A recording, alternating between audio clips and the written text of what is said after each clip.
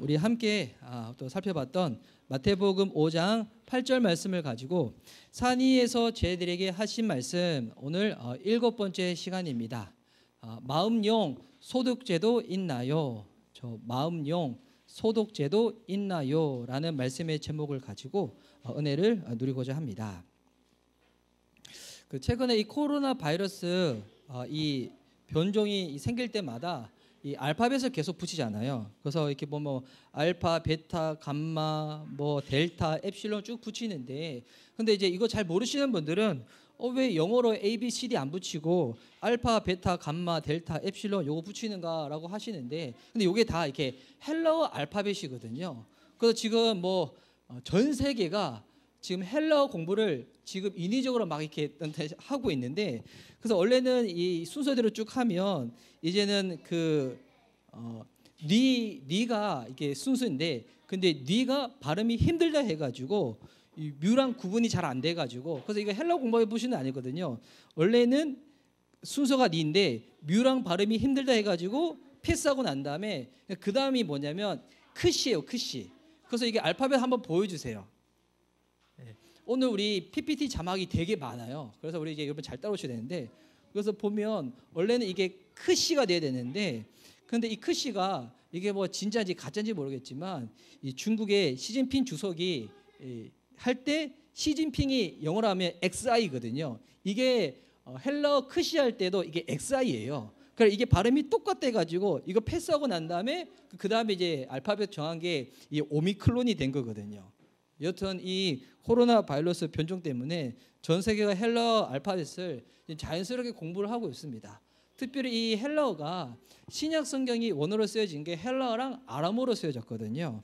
그래서 우리가 이제 일상에서 쓰는 단어들 보면 우리 단어 중에서 흔히 헬라어에서 기인한 여러 가지 이렇게 영어 파생된 단어들이 많이 있어요. 근데 우리는 그거 잘 모르고 사용한 단어들이 많이 있는데, 제가 이 시간 좀 퀴즈를 하나 내보려고 합니다. 이제 이거 없애어 주셔도 돼요.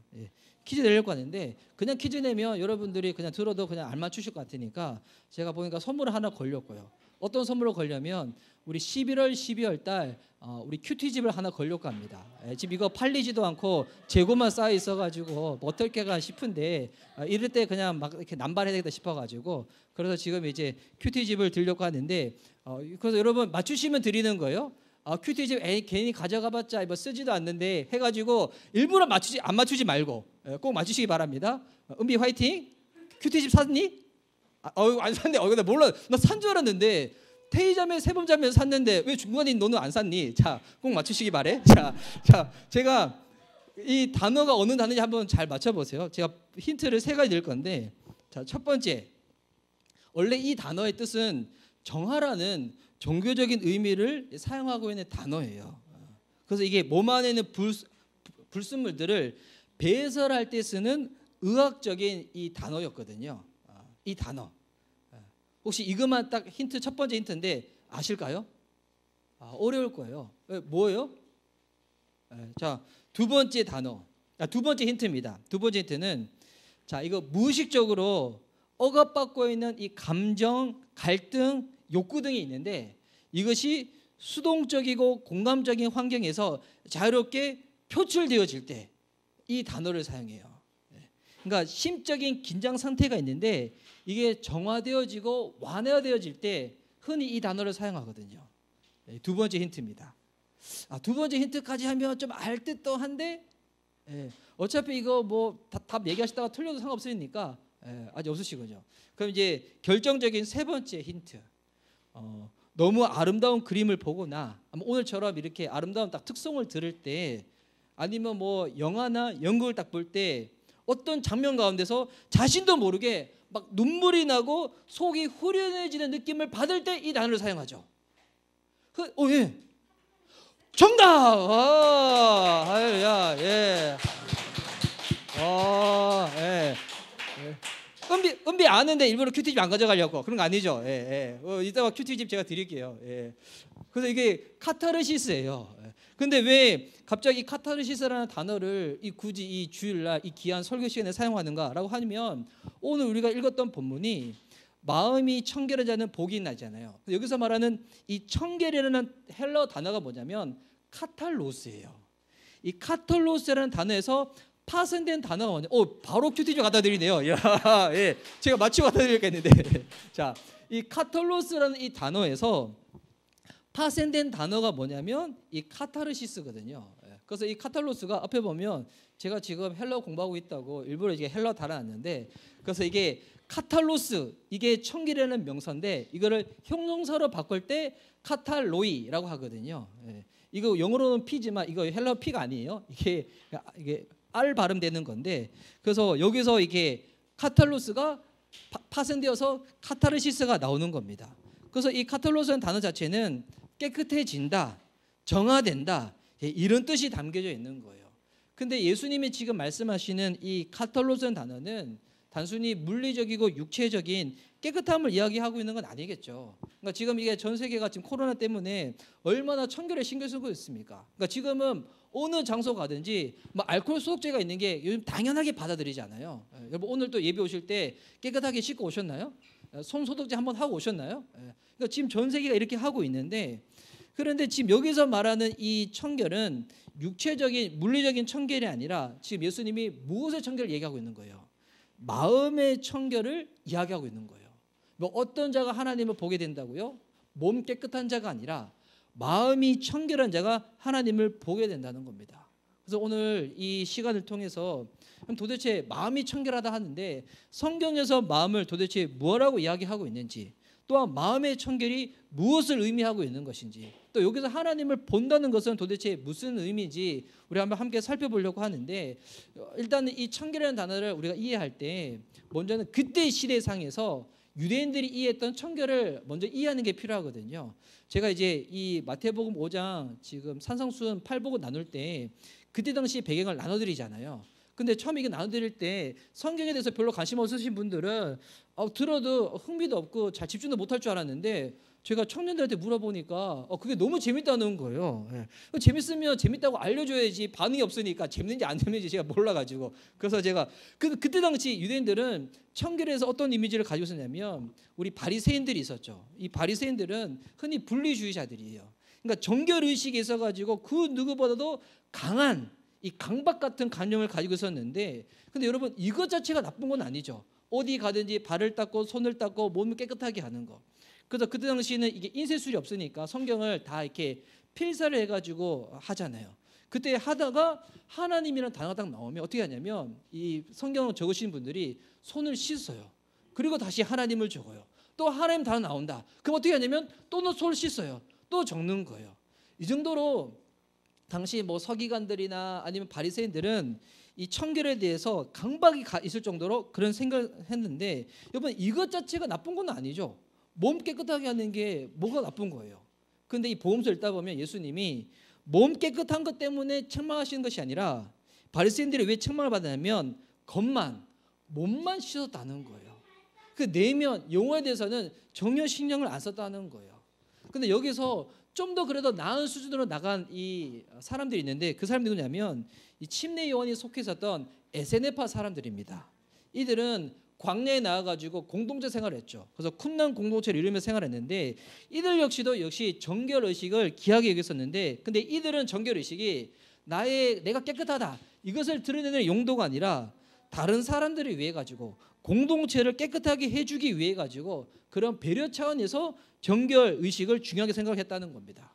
그러니까 바리새인들보다는 조금 더 낫지만, 근데 이건 역시도 예수님 말씀하시는 그 수준하고는 한참 미달되는 것이거든요. 예수님 말씀하신 정도는 이거랑 완전히 차원이 다른 거죠. 그러기 위해서 먼저 이 마음의 상태가 어떤 상태인지 우리가 정확하게 먼저 이해를 해야 되는데, 마음의 상태에 대해서 우리 가장 잘 나와 있는 성경이 예레미야 17장 9절 10절 말씀입니다. 오늘 이 같은 설교는 인용되는 성경 구절이 되게 많아요. 그래서 평소에 성경을 잘 모르시는 분들은 좀 이해하기 어려울 수도 있는데, 제가 오늘 좋은 여행 가이드가 돼가지고 잘 안내해 드릴 테니까 여러분 오늘 저를 잘 따라오셔야 돼요.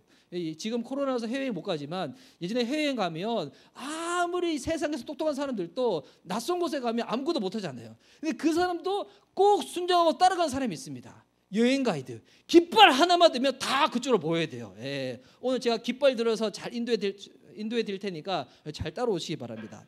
그래서 예레미야 17장 9절 10절 말씀인데 우리 함께 이 말씀을 읽도록하겠습니다. 자, 시작. 만물보다 거짓되고 심히 부패한 것은 마음이라. 누가 능히 이를 알리오마는 나 여호와는 심장을 살피며 폐부를 시험하고 각각 그의 행위와 그의 행실대로 보응하나니. 자, 이 말씀에 보니까 세상 그 어떤 것보다도 가장 부패한 것이 뭐라는 거예요? 마음이라는 거예요. 여러분, 성경에서 지금 진단하고 있는 우리 인간의 마음 상태는 세상의 그 어떠한 것들보다도 가장 부패한 것이 우리의 마음이라는 거예요. 그래서 이 마음이 부패했기 때문에 이와 같은 마음에서 비롯된 모든 행위와 행실이 어떻게 했습니까? 하나님 보시기에 심판받을 행실, 행동밖에 나올 수가 없는 거예요. 왜냐하면 부패한 마음으로부터 나오는 행위들이기 때문에.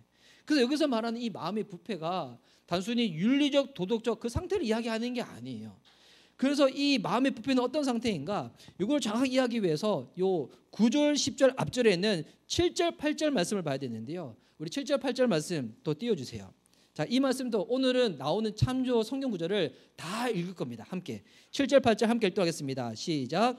그러나 무릇 여호와를 의지하며 여호와를 의뢰하는 그 사람은 복을 받을 것이라. 그는 물가에 심어진 나무가 그 뿌리를 강변에 뻗치고 도의가 올지라도 두려워하지 아니하며 그 입이 청청하며 가무는 해에도 걱정이 없고 결실이 그치지 아니함 같으니라. 아멘. 이 7절 8절 말씀 보니까 여러분 혹시 떠오르는 시편 성경 구절이 있죠. 시편 1편이랑 비슷한 내용이죠. 물가에 심어진 나무. 이 물가에 심어진 나무는 누굴 이야기하고 있는 걸까요? 하나님께 내 마음의 뿌리를 내린 사람들인 거예요. 그래서 이 마음이라는 것은 부패한 상태지만 이 마음을 살릴 수 있는 유일한 방법은 뭐냐면 내가 뭐 도행을 닦고 뭐 수행을 하고 이렇게 해서 되는 것이 아니라 바로 하나님께, 예수님께 내 마음의 뿌리를 두는 거예요. 그럴 때 이 부패해서 죽을 수밖에 없는 이 마음, 우리의 행위가 어떻게 되냐면 죽음이 아니라 생명으로 바뀌게 되는 거고요. 죄 가운데서 구원을 받게 된다는 겁니다. 그래서 여러분, 이 마음이라는 것은 하나님의 구원과 주님의 생명이 실제적으로 근본적으로 일어나는 공간이라는 거예요. 그 시작점이 마음이라는 거예요. 그래서 거듭나기 전에, 예수님 만나기 전에 우리 인간의 마음 상태는 죄의 상태라는 겁니다. 그래서 또한 이 마음은 그 같은 상태이기 때문에 온갖 영적인 전쟁이 어디서 일어나는가? 마음에서부터 일어나는 거예요.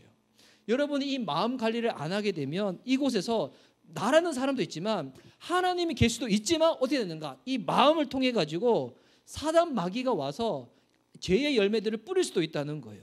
그래서 요한복음 14장 2절에 보면 가룟 유다가 어떻게 하다가 예수님을 팔게 되었습니까? 요한복음 13장 2절 함께 읽습니다. 시작. 마귀가 벌써 시몬의 아들 가룟 유다의 마음에 예수를 팔려는 생각을 넣었더라. 자, 마음에 뭐를 집어넣었다고요? 예수를 팔려는 생각을 집어넣었다는 거예요. 우리 지금의 사람들은 대부분 마음하면 어디를 딱 칩니까? 되게 가슴을 치잖아요. 근데 당시 이 고대의 사람들은 마음이 어디 있다고 생각했었냐면 여기 머리 있다고 생각했어요. 지금 우리하고 다르죠. 그래서 여러분, 이 머리에서 온갖 생각들이 나오는 게 뭐냐면 마음에서 그 생각들이 일어난다고 생각을 한 거예요.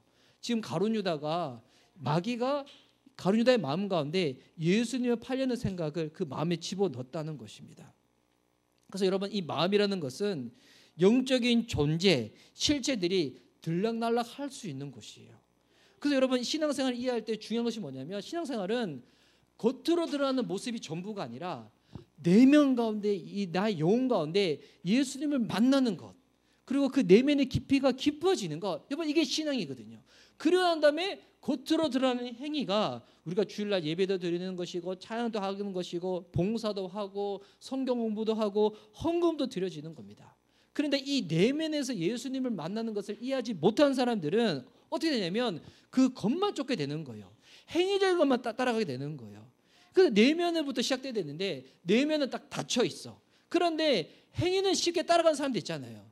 근데 어렸을 때부터 신앙생활 하시는 분들, 모태신앙들이 꼭 나쁜 건 아니에요. 얼마나 축복된 겁니까? 우리 아이들 보세요. 우리 신앙 있는 부모님을 통해 가지고 태어나서 성장하면서 지금 이렇게 다음 세대 예배를 드리고 있는 거잖아요. 지금은 아이들이 이 말씀 들을 때 다 이해하지 못하더라도 말씀을 씨앗이기 때문에 계속 뿌려지면 이 마음에 언젠가 새겨지게 될 거거든요. 근데 이 모태신앙들이 신앙생활을 내면에서부터 주님을 만나는 경험이 없다 보면 어떻게 되냐면 이제는 익숙함으로 가게 되는 거예요. 그러니까 버릇처럼 습관처럼 하게 되는 것이죠. 그러니까 예배도 드려요. 봉사도 하고요. 헌신도 하고요. 헌금도 드리고요. 심지어 어떤 사람은 성교까지 가는 분들도 봤어요. 마음에 주님 만나는 그 기쁨, 감격은 없는데도. 근데 그런 상태에 그렇게 하다 보면 결국 신앙이 어떻게 되냐면 율법화 되어지고요. 의무감과 부담감으로 하게 되면서 기쁨을 누리지 못하게 된다는 거예요. 뭐 그래도 하는 게 낫긴 낫지만 더 훨씬 더 중요한 것이 뭐라는 겁니까? 마음 관리를 해야 된다는 것입니다. 그래서 이 마음 관리가 안 되다 보면 그냥 익숙함을 하시는 분들은 나중에 뭐에 갈등을 갖게 되냐면 마음의 갈등을 갖게 돼요. 내가 오늘 예배를 드려야 하나 말아야 하나, 내가 헌금을 해야 되나 말아야 되나. 예전에 이제 그런 얘기 많이 했잖아요. 헌금 드리려고 하는데 늘 본인이 다 가지고 있는 기준점이 있는 거야. 난 이거 이상은 안 한다. 그런데 딱 끓였는데 어느 순간 보니까 세종대왕님이 나와야 되는데 심사임당이 나온 거야. 심사임당님 지금 추운데 이게 나오시면 안 되죠. 안에 들어가서 지금 보온 들어가, 지갑 따뜻한 데 들어가세요. 이수신은 세종대왕은 왕이기 때문에, 남자기 때문에 추운 날 나와도 괜찮아요. 세종대왕만 나와라, 세종대왕만 나와라. 그래서 헌금하시는 분들, 이런 분들, 이게 제가 거짓말 같지만 이게 다 실화를 기초해서 말씀드리고 있는 거예요. 그러니까 이런 분들은 익숙함으로 이렇게 예배 드리시는 분들, 내면에 만남 없지만 그렇게 되신 분들은 어느 이상 경계상 나가지를 못하게 돼요. 나가지를. 그리고 뭔가 조금 하면 이러면 안 돼, 이러면 안 돼. 나는 하루에 성경을 꼭 한 장만 읽어야지. 오늘 읽다가 실수해가지고 2장 이상 읽은 거야. 나 이러면 안 돼. 내가 이러다 광신도가 될 것 같아. 막 이렇게 생각을 하는 거예요. 불신자들 분들 중에서도 그런 분들 봤어요. 제가 어떤 분 봤냐면 교회 나가면 많은 사람들 만나고 관계들 가운데서 이렇게 인격이 형성이 되니까 나가는 건 좋아. 그런데 적당히 나가라고. 올인상 해가지고 광신까지 가면 안 된다고. 찬양하는 건 좋지만 절대 손들지 말라고. 왜 손드냐고. 그리고 찬양할 때, 기도할 때 절대 통성으로 기도하지 말라고. 지금 뭐 주님이 기가 먹으셨냐, 주님이 보청 기도하고 계시냐, 왜 소리 질러서 기도하냐고. 왜 다 그렇게 이해들을 할까요? 주님을 마음으로 만나는 것을 이해하지 못해서 그런 거예요. 여러분 진짜 마음으로 기뻐해 보세요. 성격이 내성적인 사람들도 소리치게 돼 있어요. 저희 아이들이 저를 보면서, 제가 집에서 그렇게 이렇게 집에서는 되게 내성적인 사람이라 가지고 혼자 있는 거 좋아하거든요. 혼자 있는 거 좋아하는 사람이 이 집에서 가족들과 같이 있으니까 얼마나 힘들겠어요. 근데 어느 날 제가 막 시키질 않는데 막 웃고 소리 지를 때가 있어요. 그때는 저희 아이들이 저 보면서 되게 신기하거든요. 저 언제 그러냐면 제가 좋아하는 프로야구 팀이 막 이겼을 때, 그때 제가 보고 갑자기 와 소리 지르는데, 그리고 제가 이렇게 힙합 같은 거 좋아하니까 보다가 노래 좋을 때 와 그런데요. 그거 보면서 여러분 사람이 아무리 내성적인 사람들도 진짜 본인이 좋아하는 걸 마음으로 느끼잖아요. 표현하게 되어 있습니다. 드리게 되어 있습니다. 헌신하게 되어 있다는 거예요. 여러분 하물며 주님을 만났다, 주님의 사랑을 경험했다, 그 은혜 가운데 잠겼다.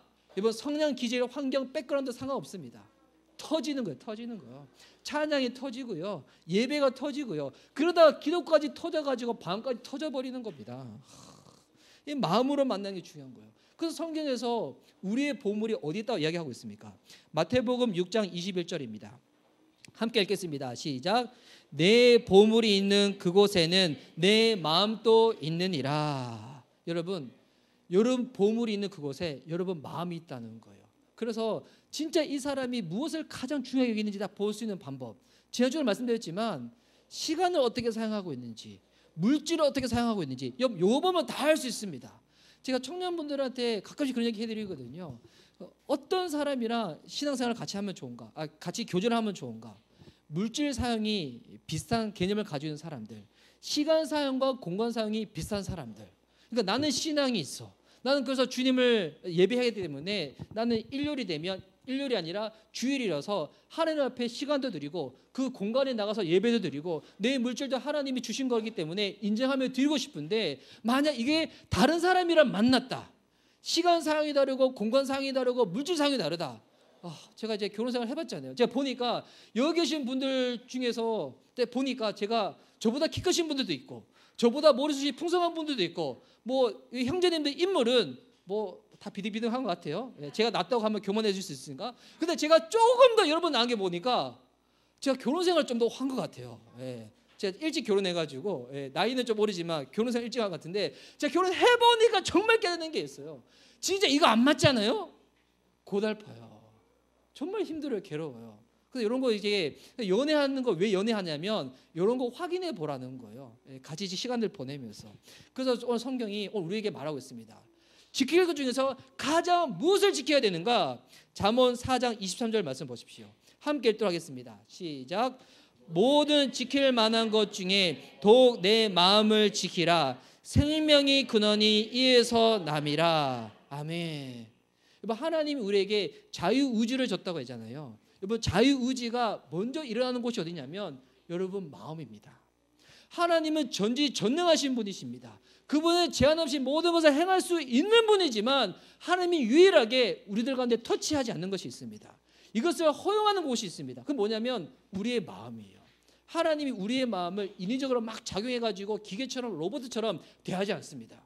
그러면 주님과 인격적인 관계가 안 되는 거거든요. 그래서 주님이 우리들한테 자유의지를 주신 거예요. 우리의 마음이 우리의 임의적으로 선택할 수 있고 결정할 수 있도록 그것을 주신 거예요. 그래서 주님이 말씀하시는 거예요. 무엇보다 가장 무엇을 지켜야 되는가? 이 마음을 지켜야 된다고. 자유의지를 잘못 사용해가지고 주님부터 멀어지는 것이 아니라 제대로 사용해서 주님과 가까워지고 하나님 만날 수 있도록. 그래서 모든 생명의 근원이 마음에서부터 난다는 겁니다. 근데 그만큼 마음을 지키는 것, 청결해야 하는 것이 너무 중요하기 때문에 예수님이 지금 산 위에 올라가서 당시의 문화 사항들, 바리새인들과 에세네파들 이들의 문화 사항들을 빗대어서 마음의 청결에서 이야기를 하고 있는 것인데, 그러면 마음을 실제로 청결하게 한다, 마음을 지킨다는 게 도대체 무슨 뜻일까요? 우리는 되게 이렇게 생각하잖아요. 내가 마음을 깨끗하게 한다는 게 내 마음속에 자꾸 나쁜 생각, 미운 생각, 음란 생각 올라오면 이거 지워버려야 돼, 없애버려야 돼, 막 이렇게 노력하는데, 근데 성경에서 얘기하는 것은 그 정도가 아니에요. 성경에서 마음을 지킨다, 청결하게 한다는 크게 두 가지 의미가 있는데, 첫 번째는 뭐냐면 마음을 청결하게 한다는 것은 두 마음을 품지 않는 겁니다. 야고보서 4장 8절 말씀 다시 함께 읽겠습니다. 시작. 하나님을 가까이 하라. 그리하면 너희를 가까이 하시리라. 죄인들아 손을 깨끗이 하라. 두 마음을 품은 자들아 마음을 성결하게 하라. 자, 이 말씀 보니까 마음을 성결하게 하라고 하면서 여러분 마음이 성결한 상태에 반대되는 개념이 나와 있었죠. 반대되는 개념이 뭡니까? 바로 두 마음을 품는 거예요. 두 마음을 품는 거. 여러분 마음이 깨끗해지지 않다, 내 마음이 지금 성결하지 않고 흔히 지금 표현대로 더럽다, 안 좋다, 여러분 그게 무슨 상태냐면 두 마음을 품는 게 마음이 깨끗하지 않는 상태라는 거예요. 그럼 여러분 두 마음을 품는 게 도대체 무슨 의미일까요? 여러분 이에 대해서 예수님이 제자들과 함께 있을 때 너무나 이렇게 분명히 보내주신 사건이 있었어요. 어떤 사건이냐면 제자들이 풍랑이 있는 바다에서 배 타고 가고 있을 때 예수님이 그 풍랑이 있는 바다를 저벅저벅 무리를 걸어오시잖아요. 이때 이 베드로예요. 베드로 어떻게 하냐면 이 많은 사람들에 비해서 막 겁이 나고 있는데 저 멀리서 희미한 형체가 막 오는 거예요. 자세히 보니까 예수님인 거예요. 그때 이 베드로가 정말 이게 호기심 충만이에요. 어떻게 이런 상황에서 이런 이야기를 할 수 있죠? 예수님 보고, 예수님 나도 무리를 좀 걷고 싶다고. 전 처음에 어떻게 베드로가 이럴 수 있나 생각했는데 최근에 저희 둘째 아들을 보면서 그럴 수 있겠다 생각이 들어요. 전혀 상황과 이 눈치를 보지 아니하고 엄마한테 본인이 원하는 것들을 고지고대로 다 이야기하는 저희 둘째 아들. 와, 그러니까 베드로가 진짜 이게 죽을 똥 살똥하는 상황에서 예수님께 얘기하는 거예요. 나로 무리로 걷게 해달라고. 그랬을 때 어떤 일이 벌어집니까? 이 마태복음 14장 28절 3절 말씀 보면 베드로가 대답하여 이르되 주여 만일 주님이시거든 나를 명하사 무리로 오라 하소서 하니, 예수님이 베드로한테 얘기하죠.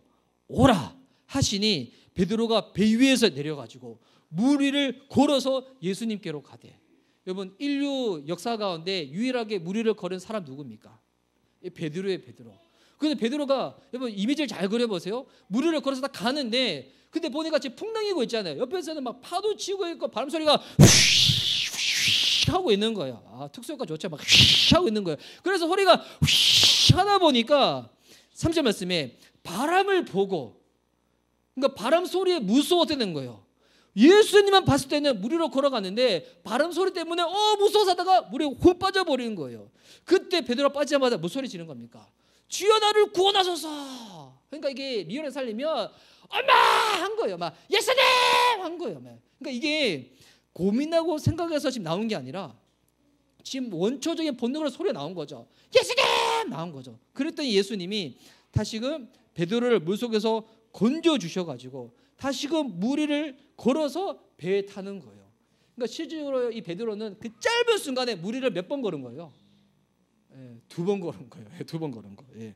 여기서 그러면 나를 구원하소서. 여러분 이게 뭘까요? 이거는 원초적으로 바로 튀어나오는 거예요. 우리 자녀 양육하신 분들 잘 아실 거예요. 저도 이렇게 막내 양육하다 보면 막내가 갑자기 무언가 안 좋아, 어려워. 그러면 누굴 찾을까요? 아빠 찾으면 좋은데 아빠 안 찾아요. 엄마 찾잖아요. 이것처럼 지금 베드로가 예수님 한 거예요. 지금 뭐 물속에 들어가서 막 물 꼴깍꼴 올라오니까 막 죽을 것 같아. 죽어 예수님 막 한 거예요. 예. 그 여러분 여기서 두 마음을 품지 않는다는 게 뭐냐면 나를 살려줄 수 있는 분, 나를 구원해 줄 수 있는 분은 주님밖에 없음을 믿고 주님께만 모든 것을 외치는 거예요. 주님만 바라보는 거예요. 여러분 이게 두 마음을 품지 않는 거예요. 마음이 청결한 상태에 여러분 이게 물리적 개념이 아닙니다. 내 마음이 나뉘지 않는 겁니다. 나뉘지 않는 거. 그래서 이 마음이 청결하지 못한 사람들은 되게 어떻게 하냐면 두 마음 품다는 것이 내가 주님을 믿고 섬김에도 불구하고 무언가 옳은 일이 다 닥치는 겁니다. 옳은 일이. 내가 원치도 않는데 어쩔 수 없이 옳은 일이 확 닥쳤을 때 만약 이 문제를 해결하기 위해 가지고 내가 여기를 가볼까 저기를 가볼까 내가 이 방법을 취해볼까 저 방법을 취해볼까 내가 이 사람한테 연락해볼까 저 사람한테 연락해볼까 막 우리는 막 이렇게 마음이 나뉘잖아요. 근데 여러분 이렇게 해서 결국 안 된다는 거 우리가 인생 좀 살아봤지만 이미 결론이 딱 났잖아요. 뭐 그때 무엇을 외치는 겁니까? 주님을 외치는 겁니다. 주님만 찾는 겁니다. 세상 방법 사람 쫓아가는 것이 아니라 주님만 외치며 나아가는 겁니다. 그래서 제가 이거를 나눌 때 이게 모든 상황 가운데서 적용이 되는 거거든요. 우리 개인적인 신앙뿐만 아니라 여러분 모든 삶의 게 마찬가지입니다. 이게 저는 결혼도 그렇다고 생각하거든요. 진짜 제가 결혼을 생활을 해보니까 이번 결혼 생활에 진짜 행복할 수 있는 유일한 방법은 뭐냐면 예수님의 복음밖에 없어요. 저 이제 결혼하기 전에 저 결혼 예배학교도 다니고 여러 가지 많이 훈련 프로그램도 하고 양육도 했었는데 필요 없다는 건 아니에요. 근데 필요한데 근데 그 모든 것들이 복음을 바탕으로 해가지고 내 삶 가운데 복음이 이루어지지 않는 상태에서 행하는 모든 것들 여러분 소용이 없습니다. 많은 우리 청년들이 이해해요. 결혼의 목적을 행복한 것으로 이해해요. 여러분 그러면 제가 반드시 말씀드립니다. 이거 예언적으로 선포해드립니다. 결혼의 목적이 행복되잖아요. 훨씬 더 괴로워지실 거예요. 여기 경험하고 싶다면 이따 예배 끝나서 결혼하신 분들한테 다 물어보세요. 결혼이 목적이 행복이다? 결코 이룰 수가 없는 거 알지만 그게 목적이 아니에요. 왜냐하면 행복이라 느끼는 감정들이 되게 상대적이기 때문에 늘 부족해요. 아무리 내 남편이 잘해줘도 다른 집 아빠 보니까 훨씬 더 잘하는 사람들이 있어. 보니까 내 남편이 아무리 열성실이라더라도 난 흡족치 않아. 이번 행복이 결혼의 목적이면 주님 우리한테 결혼 허락하지 않으셨을 거예요. 그럼 여러분 이 결혼의 목적이 뭘까요? 결혼의 목적은 잘 이해하세요. 가정이 교회가 되는 거예요. 여러분 가정이 교회 되는 게 그럼 나 이제 앞으로 교회 출석 안 하고 우리 집에서 예배드리고 내가 재단 쌓아가지고 그냥 우리가 막 해야 되지. 이게 아니에요. 가정이 교회 된다는 것은 뭐냐면 예수님이 신랑이 되고 우리 가정이 신부가 되는 거예요. 예수님 바라보면서 우리 가정이 거룩해지고 성결해지는 거예요. 여러분 그럴 때 진짜 이 결혼 생활 어떻게 되는지 알아요? 천국이 되어져요. 우리 결혼 생활이 교회가 되어져서 신랑 예수님을 기뻐하고 그분과 함께하는 것을 가장 만족스러워 여길 때 진짜 결혼을 통하여 주의 뜻이 온전히 이루어지게 되는 거거든요. 그래서 제가 이거를 우리 청년분들한테 너무 알려주고 싶고, 제가 이 결혼 관련해 가지고 저의 이 임상 실험들과 성경의 내용들을 가지고 나중에 꼭 한번 예비학교를 해드릴 거예요. 그래서 나중에 결혼 예비학교 할 때 두란노 같은 데 가가지고 비싼 회비 드릴 필요 없어요. 예. 저 그냥 밥 먹이면서 저한테 들으시면 리얼한 연기 다 들을 수 있어요. 리얼한 얘기. 예.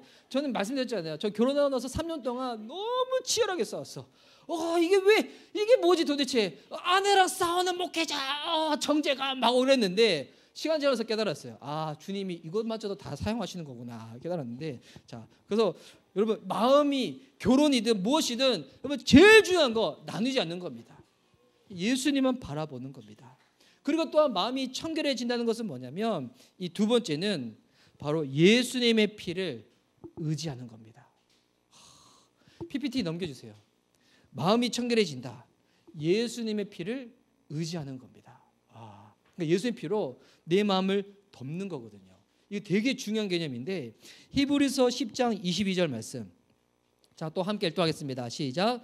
우리가 마음의 뿌림을 받아 악한 양심으로부터 벗어나고 몸은 맑은 물로 씻음을 받았으니 참 마음과 온전한 믿음으로 하나님께 나아가자. 자, 지금 히브리서 10장 22절 말씀에는 여러 가지 것들이 지금 순서적으로 배열되어 있어요. 먼저는 마음의 뿌림을 받고 몸은 물로 씻김을 받은 상태에서 어떻게 되는 거예요? 참 마음과 온전한 믿음으로. 그리고 마지막 어떻게 되냐면 하나님께 나아가자는 거예요. 그러니까 가야 될 최종 목적지가 어딘 거예요? 하나님께 나아가는 거예요. 주님을 만나는 거예요. 그럼 그 전에 우선적으로 해야 될 것이 뭡니까? 마음의 뿌림을 받는 겁니다. 그 마음에 뭐를 뿌리는 걸까요? 이것이 히브리서 이 10장 19절 20절 말씀이 나오거든요. 제가 오늘 찬양할 때 참할 때 제가 읽었던 성경 구절인데 제가 다시 한번 읽어드리도록 하겠습니다. 19절 20절. 그러므로 형제들아 우리가 예수의 피를 힘입어 성소에 들어갈 담력을 얻었나니 그 길은 우리를 위하여 휘장 가운데로 열어놓으신 새로운 살 길이요 휘장은 곧 그의 육체니라. 여기서 지금 뭐가 나옵니까? 예수님의 피가 나오죠. 지금 예수님의 피로 어디를 뿌린다는 거예요? 마음을 뿌린다는 거예요. 우리의 마음의 상태는 세상 만물보다도 심히 부패하고 더러운 것인데 이것이 수행으로 돌을 닦아서 마음이 고쳐지는 것이 아닌데 마음을 새롭게 할 수 있는 방법, 마음을 여러분 마음 가운데 생명을 줄 수 있는 유일한 방법은 예수님의 피를 바르는 것입니다. 이 피를 의지하는 것입니다. 예수님이 십자가에서 제물이 되어 주시고 우리의 예수님 믿을 때 여러분 우리의 마음 가운데 주의 보혈이 뿌려진 줄 믿습니다. 여러분 우리의 마음 가운데 주의 보혈이 뿌려지잖아요. 그럼 그 다음에 어떤 일이 벌어지게 되냐면 이제는 마음의 씻김을 받아가지고 이것이 몸으로 드러나는 거예요. 우리의 삶과 행위로 드러나는 거예요. 여기 보니까 몸은 맑은 물로 씻음을 받았으니 마음이 깨끗해지잖아요. 그 마음이 예수님의 피로 뿌림을 받으면 그 다음 자연스럽게 이어지는 것은 우리의 행위, 우리의 삶이 변화가 되어진다는 겁니다. 그래서 이제 어떻게 되는가? 예수 그리스도의 피로 말미암아 우리가 마음을 다하여 온전한 믿음의 소유자가 되어서 하나님께 나가게 되는 거예요. 그래서 여기서 말하는 온전한 믿음은 결국 두 가지가 합쳐지는 거죠. PPT 슬라이드 넘겨주시면 자 예수님의 피로 마음이 청결해지는 것과 더해서 뭡니까? 삶의 행위가 그에 합당한 모습으로 변화되어지는 겁니다. 여러분 이 두 가지가 예수님의 피 뿌림을 말미암아 우리 안에서 같이 일어나는 거예요. 만약에 예수님의 피로 나는 제사만 받았는데 행위는 변화되지 않는다. 행위가 달라지는 것 가운데도 난 마음 쓰지 않는다. 여러분 이거 이상한 거예요. 여러분 그거는 온전한 믿음이 아니에요. 그거는 쪼각난 믿음이고요. 이건 반파된 믿음이에요. 어떤 사람은 나는 예수님의 피의 공로는 의지하지 아니하고 내가 노력해가지고 착하고 선행으로 윤리적으로 살아야지. 뭐 그런 사람들은 자기의 의로 나가는 거예요. 세상에서 가장 부패한 게 우리의 의거든요. 그 온전한 믿음은 무엇인가? 마음에 주의 보혈의 뿌림을 받고 예수 그리스도의 제사함을 받은 사람답게 우리의 삶이 변화되어져 나가는 것입니다. 이 두 가지가 같이 가는 거예요. 여러분 신앙생활 할 때 이 온전한 믿음이 되지 않으면 우리의 신앙생활 가운데 큰 문제가 생깁니다. 어떤 문제가 생기냐면 이게 진짜 중요한 건데 우리의 기도에 주님이 응답하지 않는다는 거예요. 둘 중에 하나도 되지 않으면. 그래서 시편 66편 18절 말씀 보십시오. 이거 제가 읽겠습니다. 내가 나의 마음에 제약을 품었더라면 주께서 듣지 아니하시리라. 이런 마음이 제약으로 물들어 있으면, 예수 그리스도의 피로 뿌려지지 아니하면, 마음이 나눠져 있으면, 마음이 청결해지지 아니하면, 그런 상태에서 기도할 때 주님이 어떻게 반응하신다는 겁니까? 듣지 않으신다는 거예요. 예수 그리스도의 피를 의지하지 않을 때 그냥 익숙하니까 해야 되니까 기도만 한다 해가지고 주님이 다 듣고 응답하시는 게 아니라는 거예요. 또 중요한 거는 우리의 행위가 그에 합당하지 않을 때가 있는데, 이사야 1장 15절 말씀, 이것도 제가 읽을게요. 너희가 손을 펼 때에 내가 내 눈을 너에게서 가리고 너희가 많이 기도할지라도 내가 듣지 아니하리니 이는 너희 손에 피가 가득함이라. 이사야 1장에는 하나님의 진노, 하나님의 이 화가 가득 담겨져 있어요.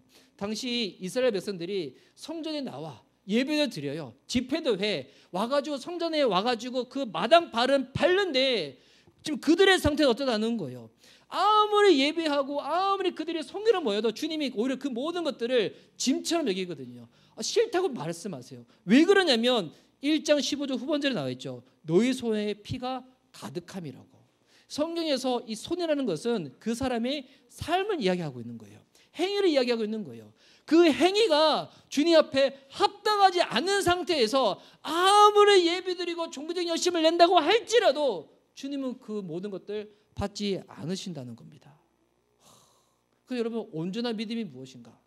내 마음에 예수 그리스도로 피로 말미암아 뿌림을 받고 제사함 받은 자답게 합당한 삶의 모습으로 성화되어져 주님께 나아가는 거예요.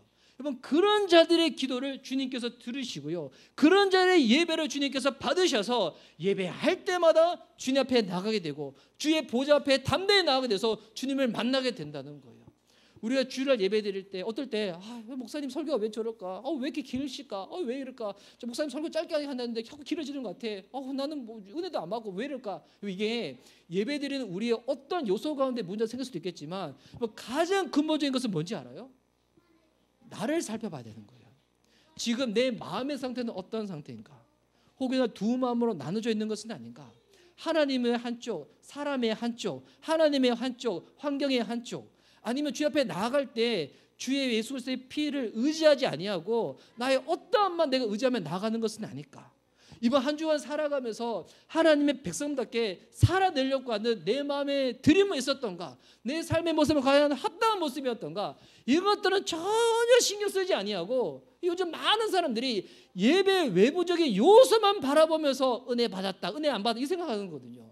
아시다시피 우리 미션 리바벨 교회가 예배드리는 이곳은 연습실 공간이잖아요. 작은 공간이잖아요. 제가 금요일에도 지금 같이 모임을 하시는 목사님들 교회를 다니고 있는데 그분들 다 개척교회 목사님들이세요. 근데 그 목사님들 교회를 다 다니면 제가 늘 드는 생각이 있어요. 와, 제일 불쌍한 사람 이상한 목사. 와, 뭔가 이상한 목사가 개척한 환경이 제일 연약해. 제일 불쌍해. 제 개척교회라는데 갔더니 막 예배당이 거의 100평 가까이 되는 거예요. 100평 가까이 되는데 갔더니 막 저는 딴 건 안 보는데 목사님 목욕실 따로 있고 막 부사학제실 따로 있고 막 식당 따로 있고 카페 따로 있고 개척교회가 뭐 그런 거예요. 처음에 그 딱 볼 때 마음이 좀 부러울 수도 있다 생각 들었다가 그러면 주님 바로 저한테 깨닫게 해주는 게 있어요. 여러분, 아무리 좋은 환경과 좋은 여건에서 거기 봤더니 조명도 좋아. 조명도 막 큰 거 막 빠방 딱 쳐놨는데 여러분, 아무리 좋은 환경이 있더라도 하나님을 바라보지 않으면 여러분 그거는 그냥 콘서트장이에요. 이 공간이 아무리 연습실이라도요, 주님께 마음 드리고 하나님을 예배 나가잖아요. 그럼 여기는 예배당이 되는 거예요. 하나님을 임재가 충만한 공간이 되는 거예요. 이 공간이 염실이 될 것인지 예배당이 될 것인지 종교가 될 것인지 신앙이 될 것인지 그냥 노래가 될 것인지 찬양이 될 것인지 연설이 될 것인지 설교가 될 것인지 결정하는 가장 중요한 요소들은 외부적인 요소가 아니라는 거예요. 내가 주님 앞에서 지금 어떤 마음으로 나아가고 있는가? 내 삶의 방향과 초점은 도대체 무엇인가? 그에 따라서 여러분, 아무리 이 쓰레기 공터에서 예배드린다 할지라도 하나님의 임재가 충만한 예배당이 될 수도 있고요, 화려한 곳에서 시설이 빵빵 곳에서 예배드린다 할지라도 주님을 향한 마음이 없잖아요. 근데 콘서트장이 되어버린다는 것입니다. 우리의 이 마음을 늘 살펴봐야 되는 거예요. 그래서 마음이 청결해진다. 두 마음을 품지 않는 겁니다. 예수의 피를 의지하는 겁니다. 그리고 그에 합당한 내 삶의 성화로 나아가서 온전한 믿음으로 주님께 나아가는 겁니다. 그러면 어떻게 된다고요? 오늘 마태복음 5장 8절 말씀에 마음이 청결한 자는 복이 있나니 어떤 복이 임하는가? 그들이 하나님을 볼 것이며. 여러분, 누가 하나님을 본지 아십니까? 누가 하나님을 만난지 아십니까? 마음이 청결한 자. 마음이 청결하면서 지금 나누던 이 모든 부분들, 그와 같은 자들이 여러분 이 시간 예배 드릴 때 주님을 만나게 되고요, 주님을 보게 될 줄 믿습니다. 지금 제가 성경을 여러 구절을 쭉 살펴봤었는데 이 모든 성경 구절을 정말 딱 하나로 가장 잘 정리한 성경 말씀이 있었어요. 보니까 이게 시편 24편인데 시편 24편 한번 띄워주세요. 이 시편 24편은 우리가 부르는 찬양에 되게 좀 유명한 인용되어지는 이 시편 성경 구절이거든요. 이 그다음 슬라이드 한번 넘겨주세요. 보면 이 구절 있죠. 7절 말씀 보니까 문들아 머리 들어라, 들릴지어다 영원한 문들아. 이 찬양 가사가 시편 24편을 인용해서 나온 것인데, 근데 이제 많은 사람들이 이 찬양할 때 무슨 의미인지 잘 몰라요. 문들아 머리 들어라. 지금 내가 어디 가는데 뭐 닫혀 있는 문이 열리는 것인가, 도어락에 비밀번호 잠겨 있는 것인데 이게 뭐 문이 열리는 것인가, 엘리베이터 문이 활짝 열리는 것인가, 뭐 이렇게 생각하는데 이게 아니에요. 요거를 이해하기 위해서 중요한 게 뭐냐면 1절부터 6절 말씀을 보고 딱 보는 거예요. 다시 1절 말씀 다시 앞으로 당겨주세요. 보면 제가 이 부분을 그냥 빨리 한번 스킵해 드릴게요. 1절 2절 말씀. 땅과 거기에 충만한 것과 세계와 그 가운데 사는 자들은 다 여호와의 것이로다. 여호와께서 그 터를 바다 위에 세우시며 강들 위에 건설하셨도다. 지금 1절 2절에서 하나님이 어떤 분인지 지금 설명하고 있는 거예요. 하나님은 만물의 창조주가 되시는 거예요. 만물을 다스리는 자, 통치하시는 분, 그분이 하나님이시라는 거예요. 근데 이런 하나님을 누가 만날 수가 있는가? 3절 말씀 보세요. 여호와의 산에 오를 자 누구며 그의 거룩한 곳에 설 자가 누구인가? 근데 이런 하나님 만난 사람 누군가? 라고 스스로 딱 물어보고 난 다음에 답을 딱 알려주죠. 4절 말씀. 이 세 분류의 사람이 나오는데요, 잘 보세요. 곧 손이 깨끗하며 마음이 청결하며 뜻을 허탄한 데 두지 아니하며 거짓 맹세하지 아니하는 자로다. 지금 우리가 나눴던 설교 말씀이랑 지금 동일한 맥락이죠. 이 세 분류의 사람이 등장 같은데, 여러분 이 세 분류는 각기 다른 사람이 아니에요. 동일한 한 사람인 거예요. 어떤 사람인가? 손이 깨끗하며 마음이 청결하다는 거예요. 이미 설교 말씀처럼 나온 것처럼 예수님의 핏부림을 입어가지고 마음이 깨끗해지고 주님 앞에 합당한 자로 나아가는 사람들, 합당한 삶으로 나아가니까 어떻게 될까요? 헛된 것에 마음을 쏟지 않는다는 것입니다. 세상에 뭐 유행이 있어요. 세상에서 말하는 것들이 있어요. 이거 안 하면 안 될 것 같아. 저거 투자 안 하면 안 될 것 같아. 이거 안 쫓아가면 안 될 것 같아. 이런 것들이 세상에 판치지만 여러분 그리스도인들은 분별해야 돼요. 진짜 분별해가지고, 그래서 인스타그램인가 봐요. 인별그램, 분별하라고. 인스타그램만 보더라도 얼마나 세상에 있는 것들 막 자랑하고 있습니까? 뭐 좀만 맛있는 거 먹으면 찍어서 올리고, 뭐 좀만 좋은 데 가면 찍어서 올리고, 저도 그러기도 한데 올리는데, 그때 우리는 분별해야 돼요. 그런 것들이 우리들 가운데 궁극적인 삶의 목적과 만족과 기쁨을 주는 게 아니에요. 진정한 만족, 주님 안에만 있다. 그래서 이런 사람들은 거짓으로 맹세하지 않습니다. 무슨 말일까요? 세상에 거짓말 이야기하는 것 같아 속아가지고 예수 믿는데도 불구하고 그 거짓말을 이야기하고 남발하고 그러지 않는다는 것입니다. 이런 사람이 어떻게 되는가? 5절 말씀. 그는 여호와께 복을 받고 구원의 하나님께 의를 얻으리니, 할렐루야. 이런 사람들이 복을 받습니다. 이런 사람들이 하나님으로 의를 힘입어서 6절 말씀. 이는 여호와를 찾는 족속. 6절 말씀 넘겨주세요. 이는 여호와를 찾는 족속이요 야곱의 하나님의 얼굴을 구하는 자로라. 여러분 이런 자들이 6절 말씀을 제가 좀 더 이렇게 직역해서 풀어드리면, 이런 사람들이 하나님을 따르게 되고요, 이런 사람들이 하나님의 얼굴을 보는 자가 된다는 것입니다. 지금 나눴던 우리 말씀이랑 다 동일하죠. 그러고 난 다음에 이런 자가 외치는 겁니다. 선포하는 겁니다. 무엇을 외치는 겁니까? 7절부터 보면 문들아 머리 들어라, 들릴지어다. 영원한 문들아 들릴지어다. 영광의 왕이 들어가시리로다. 영광의 왕이 누구시냐? 강하고 능한 여호와시요 전쟁에 능한 여호와시로다. 문들아 너희 머리를 들지어다. 영원한 문들아 들릴지어다. 영광의 왕이 들어가시리로다. 영광의 왕이 누구시냐? 만군의 여호와께서 곧 영광의 왕이시로다. 할렐루야. 내가 이 찬양 부르는데 나는 왜 이 찬양 부르더라도 그냥 감정만 올라오지 아무런 능력이 나타나지 않을까? 여러분, 그게 노래 실력에 달리는 게 아니라는 거예요. 진짜 내 마음이 청결한 자인가? 내가 정말 주님의 말씀과 예수님의 피 뿌린 가운데 합당한 삶을 주님께 나가고 있는 자인가? 그에 따라서 어떤 사람의 찬양은 능력으로 선포되어져서 노래 실력과 상관없이 그냥 말씀만 듣는데, 찬양만 듣는데 가슴이 무너지고 가슴이 열리고 주님의 은혜가 임하고 눈물이 쏟아지는데, 어떤 사람은 노래는 너무 잘하더라도 들어도 아무런 기름 부음이 없는 것이 있거든요. 왜 그러냐면 여러분, 이게 외부적인 요소의 차이가 아니에요. 내 마음이 어떠한 상태인가, 이에 따라서 주님의 역사심이 달라지게 된다는 것입니다.